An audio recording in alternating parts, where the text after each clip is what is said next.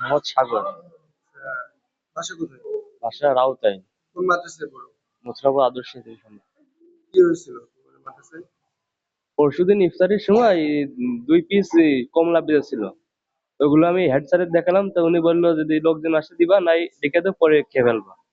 তা লোকজন আসেনি, পরে খেয়েছি। ওই অন্য ছেলেবেলা আবার ইমরান স্যারের কাছে রিপোর্ট দিয়েছে। পরে উনি বলেছে যে চুরি করে খেয়েছে।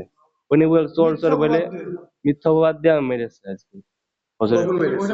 আজ সকাল 6টার দিকে ফজর নামাজের কি পরে। দিয়ে মেরেছে? স্টাম্প দিয়ে আর মেহগনের ডাল দিয়ে। কিভাবে মেরেছে তোমার? দড়ি দিয়ে বেঁধে তারপরে মারছে। কয়জন মিলে? একজনই। একজনই? জি। আমার ছেলে, আমার এক ছেলে এক মেয়ে। আপনার ছেলে কোথায় পড়ে? মধ্যপুরে এতিমখানা মাদ্রাসা। যে স্যারে মেরেছে ওই স্যার আরো 2 দিন মেরেছে। সুপারের কাছে কইছি, যাইয়া বিচার দিছি, কয়েছে দেখবেন আর মারবে না, আর মারবে না। ফিরে ফিরে ওই স্যার মারে। কারণ বাদে? হ্যাঁ, কোনো কারণ বাদে? না হয়তো ঠুকো ঠাকা অন্যায় হয়তো করে ছেলে পেলে মানুষ। একদিন বলে ওই কারণ বাদে মারিল। ছেলে পেলে কয় যে করে চা করেছে, মারিল। এখন আপনি কি চাচ্ছেন? এর বিচার চাচ্ছি আমি, এর বিচার চাই।